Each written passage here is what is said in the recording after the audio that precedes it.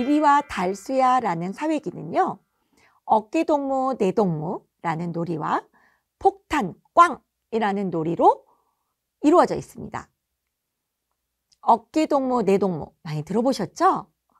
네, 짝과 마음을 맞춰서 서로 지지하고 응원하면서 연대감을 형성해 나가는 놀이인데요.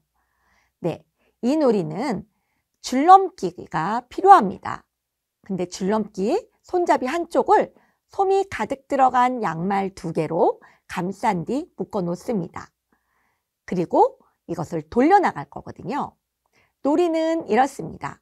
원 가운데 있는 사람이 줄넘기 한쪽을 잡고 다른 한쪽 끝에 매달린 양말을 돌리면 원에 서 있던 사람들이 뛰어서 줄넘기를 피하는 놀이입니다.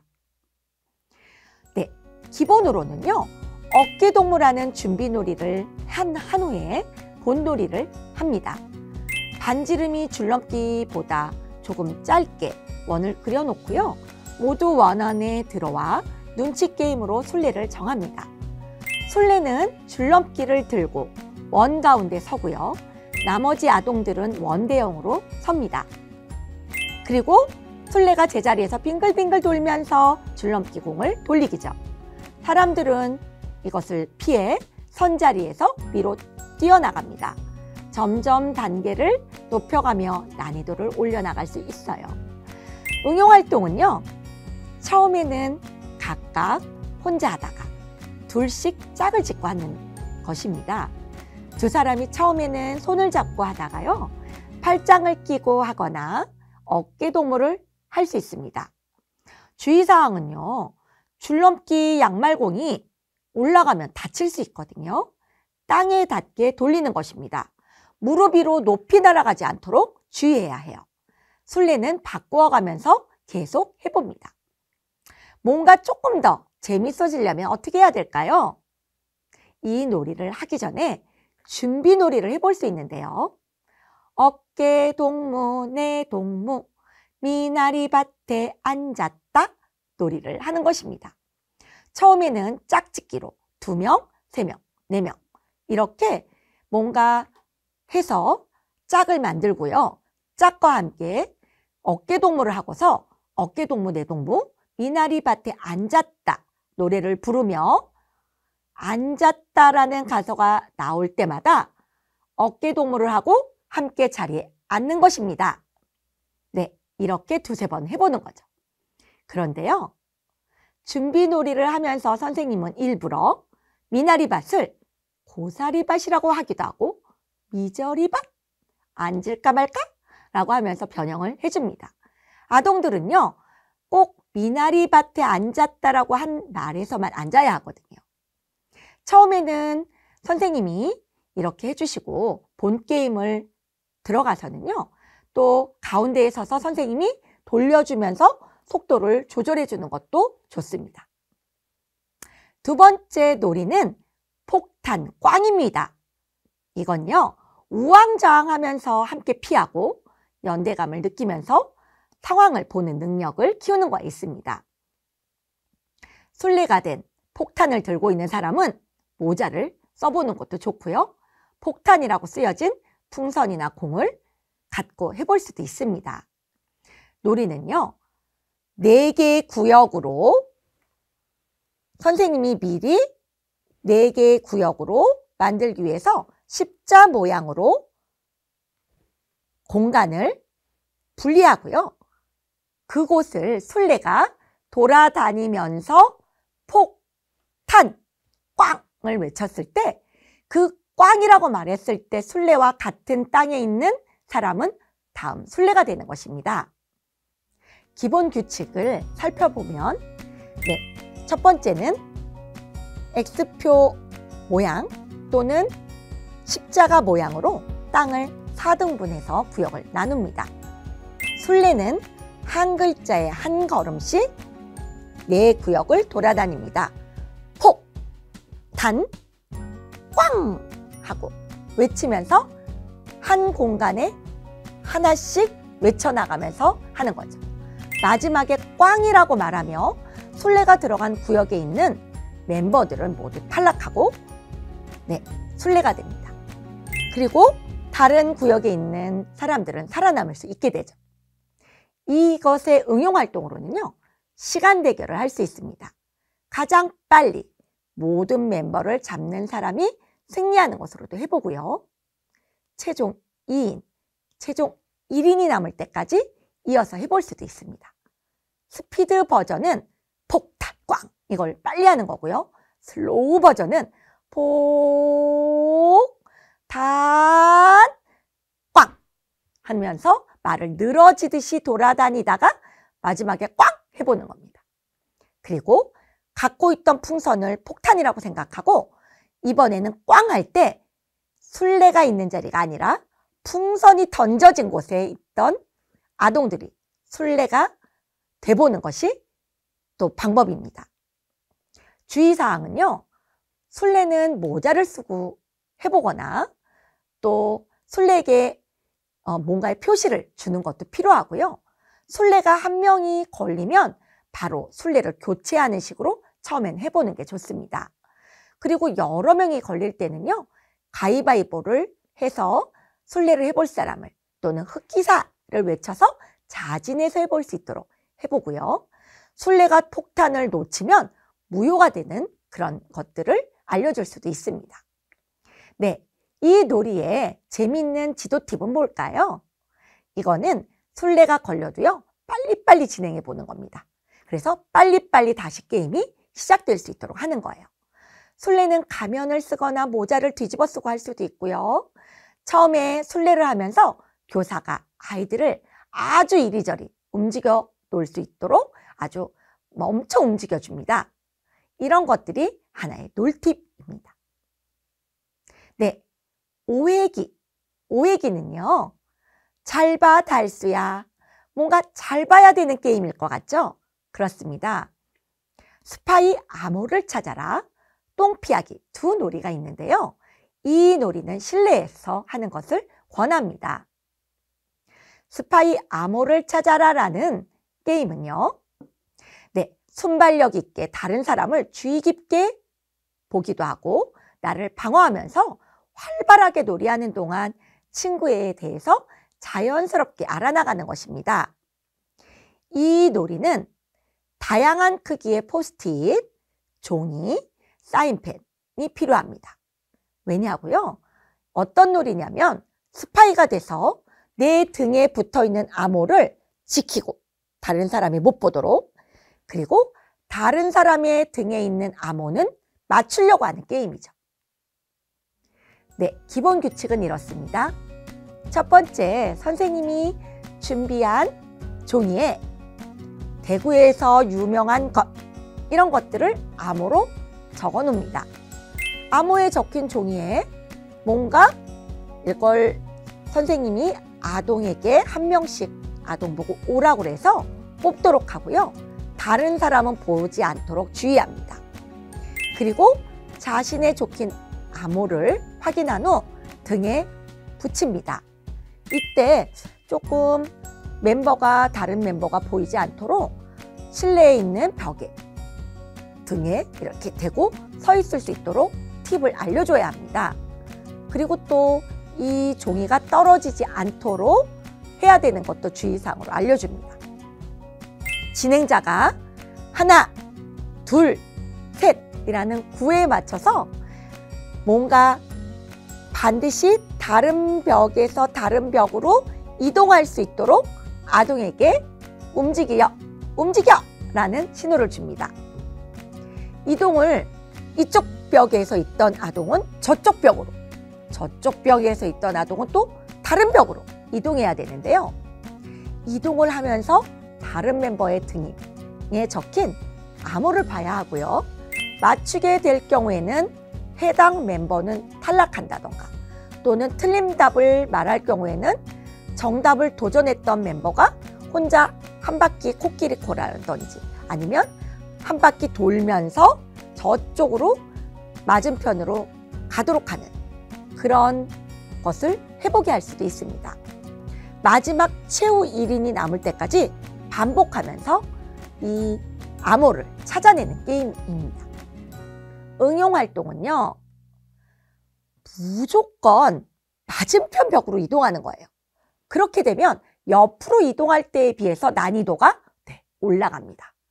또는 회오리 이동 버전이라고 해서 무조건 한 바퀴를 돌면서 가는 겁니다. 네, 그러면 옆에 있는 아동들이 뭔가 다른 사람 걸 보기 좋겠죠. 선생님이 써준 암호가 아닌 스스로 아동이 써서 만드는 암호도 아주 좋은데요. 주제를 주고 아동들이 쓰도록 합니다. 네, 얘는 내가 불리고 싶은 별명, 크리스마스에 받고 싶은 선물, 내가 가장 좋아하는 음식, 이런 것들을 써볼 수 있도록 하는 건데요. 그렇게 되면 아동들은 친구들이 원하는 것도 알게 되고 또 뭔가 서로에게 관심을 갖게 될 수 있습니다. 주의사항은요, 포스트잇이 잘 떨어질 수 있다는 게 이 게임의 묘미이자 주의사항인데요. 네, 조금 더 쉽게 하려면 테이프로 잘 붙여주는 거고요. 어렵게 하려면 테이프를 안 붙여주는 겁니다. 네, 그러면 돌발 상황이 생길 수 있거든요. 그리고 장소 크기에 따라서 종이 크기, 글씨 크기를 조절해서 해주면 더 잘 보이게도 잘 안 보이게도 할 수 있겠죠. 이 놀이를 재밌게 해줄 수 있는 방법으로는요, 희한한 동물 이름을 적어 놓는 겁니다. 처음에는 쉬운 것에서 시작해서 나중에는 좀 어려운 걸 써서 자신만의 암호를 만들 수 있도록 해보는 것도 재밌습니다. 실제로 아동들은요, 그 글씨를 다 보지 않았어도 추리해서 활용할 수도 답을 맞출 수도 있습니다. 두 번째 놀이는 똥 피하기 놀이입니다. 똥이라고요? 네. 아이들이 좋아하는 똥놀이인데요. 이것은 주의 깊게 피하고 함께 하면서 혼자 놀이에서 맛볼 수 없는 스릴과 즐거움을 느끼는 놀이입니다. 교구는 동그림이 그려진 오재미, 두세 개씩 들고 이 놀이를 하는 건데요. 이때 시간을 잴 수 있는 시계나 핸드폰이 있으면 좋겠고요. 바닥에 똥기를 만들어 놓을 테이프를, 종이 테이프를 준비해 놓겠습니다. 놀이는요, 바닥으로 지나가는 똥을 오래 잘 피하는 사람이 이기는 놀이입니다. 기본 규칙은 이렇습니다. 먼저 교사는 술래가 지나가야 하는 똥기를 만들어 놓습니다. 종이 테이프 2줄로 뭔가 만들어서 붙여놓고 술래가 여기를 가로질러 가도록 합니다.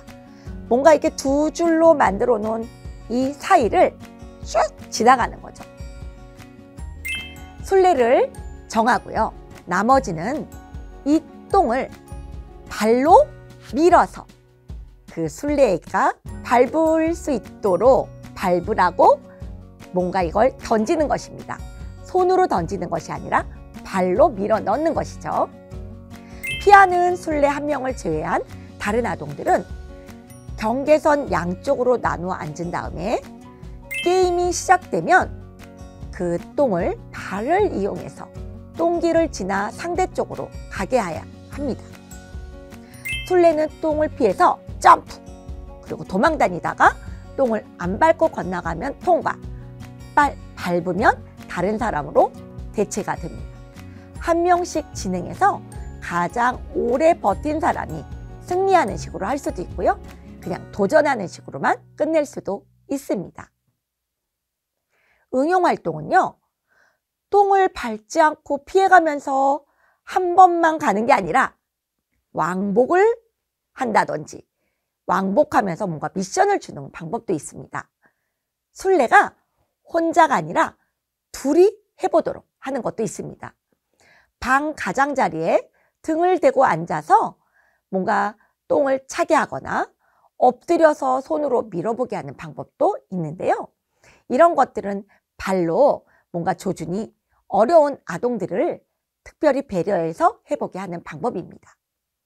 주의사항은요, 똥이 반드시 슬라이딩으로 미끄러지듯이 보내야 한다는 것입니다. 똥을 던지듯이 맞추게 되면 맞은 사람은 5초를 추가한다든지 던진 사람은 5초 줄인다든지 이런 페널티를 줄 수도 있습니다. 실내가 너무 넓으면 종이 테이프로 크기를 조절하고 또 너무 좁으면 쉬워지기 때문에 적어도 4m 정도의 똥기를 만들 수 있도록 해야 됩니다. 뭔가 재밌게 하려면요, 재미있는 놀이를 틀어놓고 하도록 하는 것입니다. 아동들은 용기를 내서 건너갈 수 있도록 격려해 주고요. 그리고 똥 오재미 대신에 뭔가 양말을 돌돌 말아서 더 만든다던가 실내 슬리퍼를 이용하는 방법도 있습니다. 육회기 놀이는 용기를 내 달수야 라고 시작하는 회기이기 때문에 용기가 필요한 놀이가 들어가 있습니다. 첫 번째는 사자를 깨워라 라는 놀이고요. 두 번째는 별난 사람들이라는 놀이입니다. 실내에서 하는 걸 추천합니다. 사자를 깨워라 라는 놀이는 먼저 위기와 긴장감 속에서 용기를 내보고 함께 안도감도 느끼고 연대감을 키우는 놀이입니다. 역할 속에서 다양한 표현을 해볼 수도 있고요. 종이 있는데요. 네, 우리가 뭔가 종을 딱 쳐서 아동들이 해나갈 수 있도록 준비해 주셔야 되고요. 종이 테이프, 주사위가 준비돼야 되겠습니다. 놀이는요, 정해진 수만큼 종을 치면 사자가 깨어 잡으러 나오고 다른 사람들은 사자를 피해 안전하게 집으로 들어가야 하는 놀이입니다. 기본 규칙은 사자인 술래가 먼저 주사위를 던져서 어떤 정해진 숫자가 나옵니다. 그 숫자는 사자가 깨어 일어나는 종을 치는 횟수입니다. 사자는 정해진 장소에 앉아 있거나 누워 있고요. 다른 멤버들은 돌아가면서 종을 치러 나옵니다. 정해진 횟수만큼 종을 쳐서 사자가 일어나면 잡으러 가는 거거든요. 네, 주사위에 만약에 4라는 숫자가 나왔다면요. 아동들은 그 숫자를 모르고 있습니다. 그래서 먼저 첫 번째 사람 한 번, 또 두 번째 사람이 또 한 번, 세 번째 사람이 또 한 번, 네 번째 사람이 또 한 번을 딱 치게 되겠죠. 그러면 네 번째 종을 치면 사자가 일어나서 잡으러 가는 겁니다.